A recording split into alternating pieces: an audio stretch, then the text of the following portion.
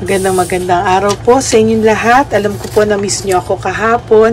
Na-miss ko din po kayo. Nagkataon lang po na sobrang pagod ko po kahapon dahil marami po tayong inasikaso para sa darating na Saturday. I-share ko po yan lahat sa inyo. Kung ano po yung mga mangyayari at magaganap sa Sabado. I-share ko po sa inyo yan. Ito po ay makakapagpasaya ng ilang mga kababayan natin na matatanda, So, ayan, may share ko na lang po sa inyo, May mga, yung po inyong mga bigay at donasyon, pero meron po din tayo isang tao na alam na po kung sino ka na nagdo-donate, Kaya, maraming salamat po, Ayan. Simulan na po natin. Ano po kaya ang reading for today? Ayan, Simula ng araw, tingnan po natin. Unang cards ay boredom, Naman ito pong taong to ay bored ngayon. Nag-iisip ng malalim. Na-anxiety attack siya, Napapanik siya, Parang hindi niya po alam kung magtutuloy-tuloy ang pagbabago ng nangyayari, Hindi niya po alam kung talagang ikaw ay talagang nag-move on na, desidido ka na ba talaga this time, o ikaw ay parang dati lang na galit bate, pero nag-iisip na po talaga to kung totoo, Parang itong taong to po ay kasi hindi siya naniniwala, Kasi kampante po itong taong to na mahal mo siya at hindi mo po siya matitiis, Kaya ito po ay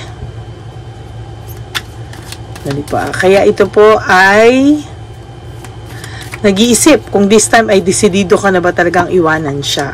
Okay. At kung talaga pang sumusuko ka na sa kanya at talagang tumigas na ang puso mo sa kanya at talagang nagkaroon ka na ng ibang pakiramdaman, So, ang title natin for today ay desidido ka na ba talagang decided na lang po. Decided ka na ba talagang iwanan siya. Ano siya?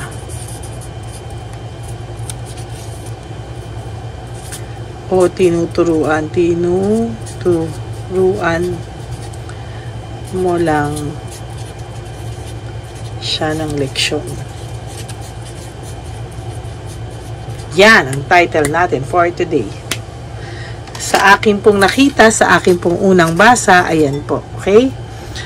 So, yun nga po kasi ang alam po nito, kampante siya na mahal mo siya, na parang kahit anong gawin niya sa'yo daw, kahit anong gawin niya sa'yo, natatalo daw lagi ng puso mo ang isipan mo, na dapat head over heart, Galit ka po, Galit ka po, ang dami mo po, lagi mo po siyang kinakausap, Nadadala ka na po ng galit talaga ngayon, pero sa totoo lang po, hindi ka po nito siniseryoso kasi alam niya po na kahit galit ka, kaya kanyang palambutin. Okay? So, malamang kahit alam mo na marami siya at alam mo na marami to strategy and tactics, para dahil kilala ka na niya Alam niya na po kung paano ka suyuin, ayan. So, pinapalipas niya po ang mga bagay-bagay sa inyo. Para po ito sa mga minimal contact, Or pwede pong merong argumento ngayon or may isa sa inyo nakipaghiwalay,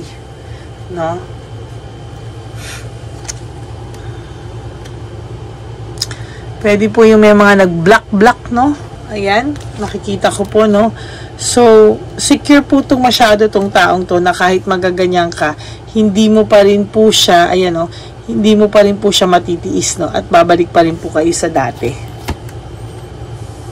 Naihila niya po ang mental energy mo, so kapag hindi ka po minessage nito, naiinis ka po, nag-aantay ka rin po ng naghihintay ka din po dito ng sign, ano? At sasabihin mo po na naka-move on na ako, okay na ako, okay na mag-a-adjust na ako, or mag-move on na ako. Pero secretly po, for some of you, not all, for some of you, nag-iisip din po no, na babalik ka pa, no? Pag yung iba po sa inyo, okay, sa energy po na nakikita ko ngayon, yung iba po sa inyo depressed, no? Kasi po, sasabihin po na ayoko na, makikipaghiwalay na ako, ganyan-ganyan. Pero secretly po, you are still hoping na ayusin pa niya at magbago pa siya, no? So, tinuturuan mo lang po siya ng leksyon, but to be honest with you, ikaw po yung, pag hindi ka na rin po, sasabihin mo, okay ka na, wag na po sana bumalik sa buhay mo, no? Pero pag hindi naman po tumawag, ikaw naman po yung hindi mapakali, no? Ikaw naman po yung depressed. At, hindi mo rin po kayang wala tong taong to. Sa totoo lang. Sorry po. Pero sana, ayan, no? So, ngayon po, ang ginagawa sa iyo po nito ay, ano po, tinitiis ka rin po, no? Parang feeling niya po, siya pa yung, sige, parang nagpapamiss, yan. So, nagpapamiss po siya sa'yo, no? Yung mga kaibigan mo po, inis na sa'yo, bisit na po sa'yo, oh. Kasi po, love ka din nila, no? Alam po nila na hirap ka na din, ano? Kapag hindi po kasi itong taong to naturuan ng leksyon, o hindi po ito talaga taong to natiis, ayan, no, hindi po siya titigil sa kanyang ginagawa, ano. He wants to have both worlds, no. Gusto niya po yung mundo niya ngayon walang mababawas, no. Hindi niya po kasi ma-organize, no. Overwhelmed po siya sa mga nangyayari, nag-e-enjoy din po siya sa, hindi niya rin po maintindihan yung sarili niya, bakit po ganito, no, na naiisip niya po palagi na gusto niya yung bawat mundo niya, pagkasama kanya, gusto niya yung mundo niya, pagkasama niya naman yung iba, although hindi kasing gusto, no, ganon din po, no, so, mabaero po ito, hindi niya rin po maintindihan bakit, no, tapos dahil po dito, gusto mo na pong humiwalay, no, naku, marami po ako sa inyo na pa-private reading, nahihila ko yung energy nyo, ilan po kayo, madami po kayo, na ganito yung sitwasyon, no. Ayan, no? Dahil po ganyan siya, gusto mo na rin pong lumayo, gusto mo na rin po sana mag-move on, pero hindi mo po maintindihan, bakit po pagka ganyan, burnout ka rin naman, ikaw po yung nababurnout, yung na-stress, ikaw din po yung nalulungkot, no? Nag-aantay ka rin po ng tawag, no? Nag-aantay ka rin pong kulitin ka niya, kahit sasabihin mo pong ayaw mo na, pero gusto mo pa rin po yung may nakikita ka, na kahit pa paano kinukulit ka, kasi pag hindi ka na po kinulit, ninenervyos ka rin naman po. Ay, make up your mind. Ano po ang gusto mong mangyari, no? Napakarami kong subscribers na naiisip ko ngayon sa ganitong sitwasyon, ano? Ang dami niyo po, no? So, wala po sa iyo yung control and balance, no?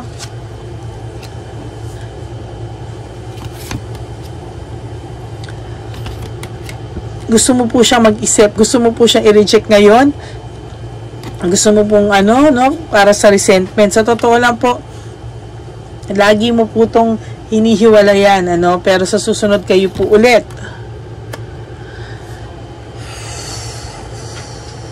Yan. Lagi mo pong hiwalay. Pero sa susunod din naman po, wala. No? So, yung lalaki po, o yung new ano nyo, wala po, o isip niya, bagong ano lang yan, no? Style and everything. So, mag-iisip din po siya ng bagong style to win you back. Hindi po ito matatapos, no? Na matatapos lang daw po ito, magkakaroon ka lang ng rest, restoration, contemplation, if ikaw na po talaga yung lalayo, no? And yung talagang decided na talaga hindi mo na siya kakausapin, wala kayong communication, you will totally block this person sa buhay mo, yung hindi na siya makakapasok. Kasi ikaw din naman po daw ang nagtotolerate, eh. Pinapapasok at pinapapasok mo pa rin po sa buhay mo, no? Pinapapasok at pinapapasok mo pa rin po sa buhay mo.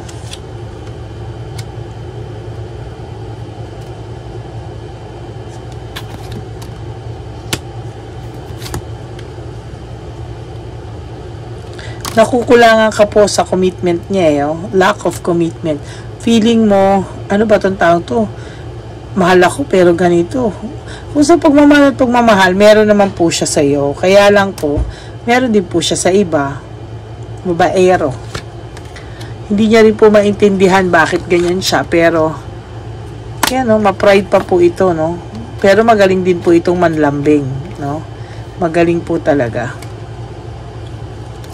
Pero sa totoo lang po, nakukulitan na rin po sa ito, oh, no? Nakukulitan na rin po sa ito.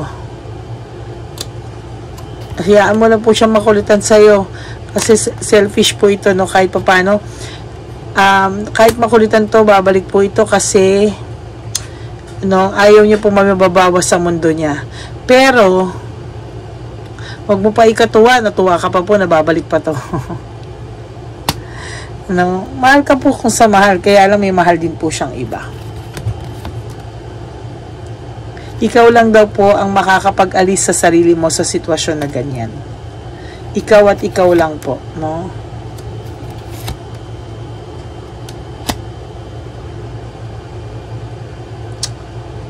May sakit po to eh. What I mean is, meron po siyang trauma or whatsoever, no? Refusal to change. Refuse, no? Nire-refuse niya yung bagay na makakapagpabago sa kanya. Nahihirapan po kasi siya magbago eh. Parang gusto niya po na meron, kung baga sa ano is, gusto niya yung mundo niya as is, no? Tanggapin mo po siya, maging masaya kayo, maging kontento kapag magkasama. Eh, syempre, hindi naman pwede. Syempre, ang relasyon para sa'yo, gusto mo ikaw lang, no? Kaya, hindi natin maintindihan, no? Pero, gusto mo ikaw lang, pero hindi niya kaya. Pero, minamahal ka naman niya pag magkasama kayo and everything. Pero, ayan, no? Ito yung nabibigay sa'yo, panay heartbreak, panay suffering, panay grief. So, ngayon pa lang po, no? Kung ayaw, sabihin mo kung ikaw, no? Confused din po itong taong to eh, oh. Ang dami niya pinapasok sa buhay niyang mga kalokohan, no? Panay pagsisinungaling kasi sa totoo lang mahal ka nito, pero po mahal ka niya. Okay, may trauma siya, hindi niya alam paano. Mahal ka niya pero hindi po matitigil ng kasinungalingan. I'm sorry. Kasi hanggang kaya niyang i-stretch yung mundo niya ngayon, gagawin niya, no? Tapos magmamakaawa na lang siya sa iyo pag after.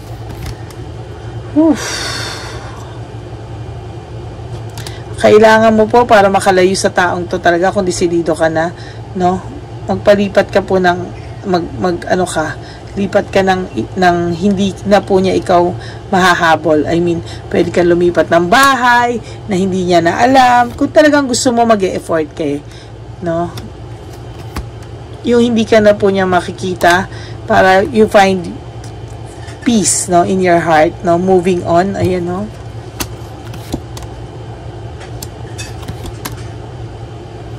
Moving on, leaving behind, ayan.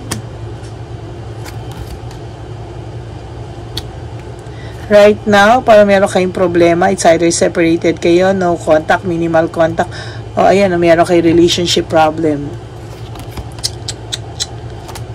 Gusto mo nang umalis, so gusto mo nang mag-move forward, pero hindi ka naman nakakaalis, no?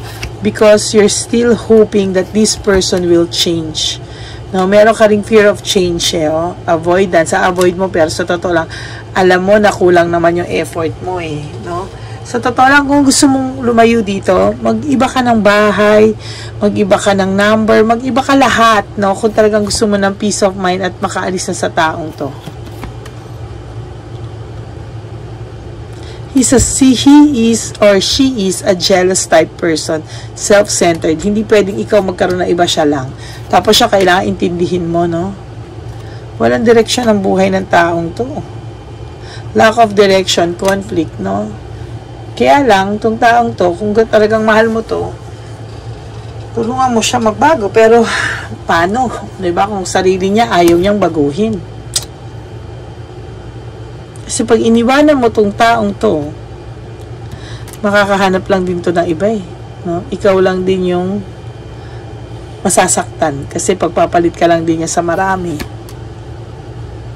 Both ends talo kay, kaya kailangan mo na talagang sa sarili mo, unahan mo na yung sarili mo, no?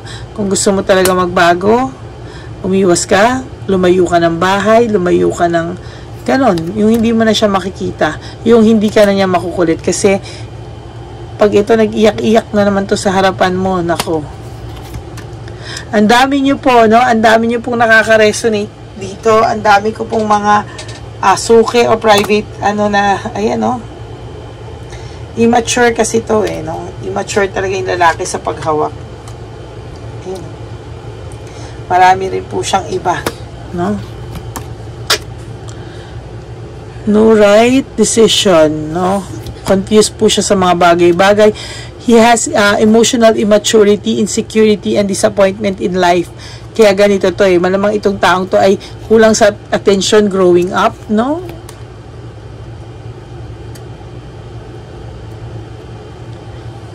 Pag ito po hindi umayos-ayos, makakabuntis pa to.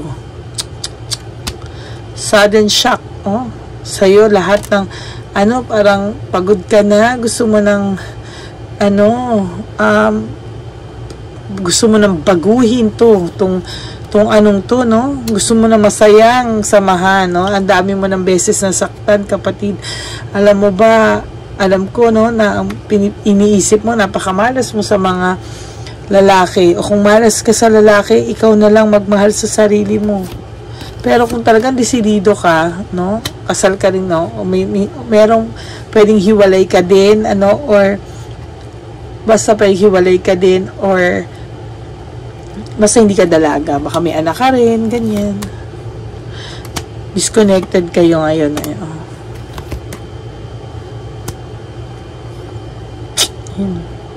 Pag wala siya sa'yo, nasa iba siya.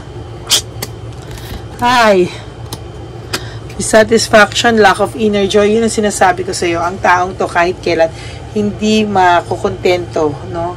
Hindi masasatisfy, no? Lagi siyang may kulang, kaya hinahanap niya sa iba-ibang personality, sa iba-ibang person. Kahit pa sabihin mong number 1 ka sa taong to, pero meron siya number 2, number 3, ganyan.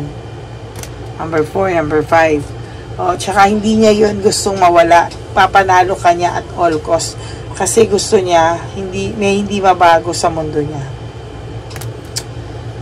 Alam mo, minsan kapatid, kung talagang hindi mo na talaga kaya, no, yung mga ganito, nasa ganitong sitwasyon, ang dami niyo po, no, ang dami niyo pong mga ganitong scenario, no, na mga nakakausap ko. May iba kasi, some of you, may talaga may sakit, no, some of you, sakit yung karelasyon nila, na babaero, ganyan. For some of you, may mga traumas, no, may mga attention seeker talaga, no. Yung iba naman po, lack of inner joy, yung wala silang kakontentuhan, hindi din po nila alam kung bakit. Those people need help. Pero sa totoo lang, paano mo naman po sila tutulungan kung sila mismo ay hindi nila kayang tulungan ng sarili nila? No? Kasi minsan po nasa tao din po, no? Kung hindi mo po kayang tulungan ng sarili mo, paano mo po tutulungan, paano ka tutulungan ng iba? No? Makakasakit at makakasakit ka lang. No? So, for those people na tingin nyo po, kayo to, no? Ang dami nyo kasi, hindi ko kayo ma-resonate sa iisang tao lang. O this is not a private reading, no? This is a general reading. So, ang dami nyo po, nakakausap ko halos same na mga sitwasyon ganito. For some of you, no? Kahit gusto mong tulungan tong taong to, pero paano kung siya mismo, hindi niya matulungan yung sarili niya? Napakahirap po, no? Napakahirap, to tell you honestly. Kaya sa totoo lang, you decide, no? Magiging magastos, magiging lahat. Pero kung ikakapanatag naman ang loob mo ang paglipat, bakit hindi? Marami po akong naaalala ngayon, merong taga-Amerika, may iba-iba, no? Ang dami ko nakakausap, taga-Spain, taga-UK, ng ganito mga sitwasyon, sino pa ba? Mga iba-ibang lugar, may Hong Kong, may Korea, may Dubai, yan. Lahat po, no, ng mga nakakausap ko na almost same, no? It's time for you to decide, no? Kung talagang gusto mo na po, kung talagang ayaw mo na po sa kanila, then maybe baka alam mo kasi kung gusto-gusto pag ayaw maraming excuses tignan mo po yung magpalit ka ng SIM, magpalit ka ng bahay, yung hindi ka na po niya mahahanap at all.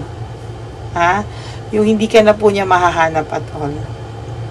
Kasi ayoko po kitang masaktan ng masaktan ng masaktan. Oo, mahal ka nito, pero mahal niya din yung si number 1, number 2, number 3. Paano na? 'Di ba? Kung ayaw naman niya magbago, yes, pag magkasama kayo, yung feelings niya sa iyo is talagang mahal ka niya during that time, no? Pero naiiba kasi pag iba kasama niya. Yun ang masakit, no? I think kailangan ito ng help ng ewan ko, ng psychiatrist or whatsoever. Bakit? Kailangan nitong maintindihan yung sarili niya kasi mismo sarili niya hindi niya maintindihan no? Hindi niya alam ba't siya ganyan, no? Meron siyang satisfaction na nakukuha pag ilan-ilan yung babae niya, no? Hindi siya, alam mo yun, maraming kasinungalingan to, no? Masasaktan ka talaga. Pero, kung sa pagmamahal at sa pagmamahal, meron naman akong nakikita, no? So, ang topic natin ngayon is, decided ka na ba talagang iwanan siya? O tinuturuan mo lang siya ng leksyon? Kasi, hindi na po epekto yung mga leksyon na tinuturo mo sa kanya na pag ganyan-ganyan. Kasi to be honest with you, hindi naman niya siniseryoso na. Pinapahirapan mo lang yung sarili mo. Kaya kung talagang decided ka, no, once and for all, tuluyin mo na. No? Kasi kung hindi, ganun at ganyan lang mangyayari sa inyo. Okay? So, yan po ang ating message for today. Medyo mabigat ang energy, no? Pero, ang good news po ay sa Saturday, meron po tayong magiging charity at maraming salamat po sa inyong lahat, lalo na po sa iyo, no, na tumutulong po, no, tumulong po sa atin lahat, no, na ang Lady Elena's family po, no, kayo po lahat na nagdo-donate, no, pero meron din po talaga tayong may isa po talaga na nag-donate, no? At sinama po natin lahat ng mga kumbaga yung mga donations nyo po, yung bayad nyo po, ang tawag ko po dun kasi is donation, yung bayad and donation. Bayad and donation nyo po ay mapupunta po sa mga kababayan natin, ano? May isa rin pong tumulong, no? At medyo malaki po yung bayad niya, ay donation, okay, donation niya. So sinama po natin yung iba natin, ano, at maraming pong salamat sa inyong lahat, no, kasi patuloy po kayong sumusuporta. At yung mga private readings po, yan po yung mga mapupunta doon, no, pero nagpapasalamat din po ako sa iyo, kilala mo na kung sino ka, na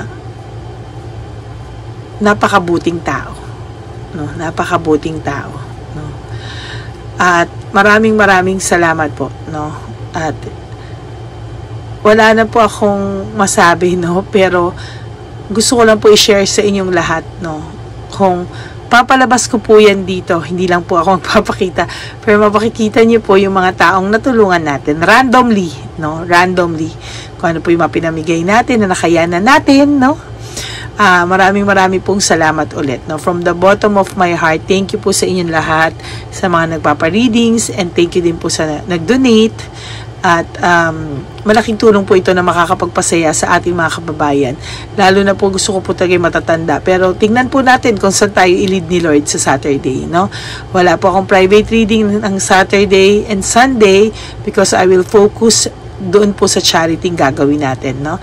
But I will try to have a free reading on Sunday. Saturday po I'll try din po, no, na mag-record, no, para sa Saturday, para hindi nyo naman po ako ma-miss ng sobra. Okay? Maraming po salamat, and may God bless you today. I love you all, my Elena, Lady Elena's family. Maraming pong salamat sa inyo. And may God bless us all. Please pray also for my health. No, sa dami niyo pong energies, minsan po nararamdaman ko po, na nangihina din po yung energy ko kasi nasasagap ko po lahat ng energies, no? Pero, dasal lang po ang panlaban natin, at pray nyo din po ako pag magsisimba kayo, tapos po pag magdadasal kayo, katulad po ng pagdadasal ko sa inyo, sana po pagdasal nyo din po ako. Okay, maraming salamat po talaga, and I love you all. Bye! God bless you all!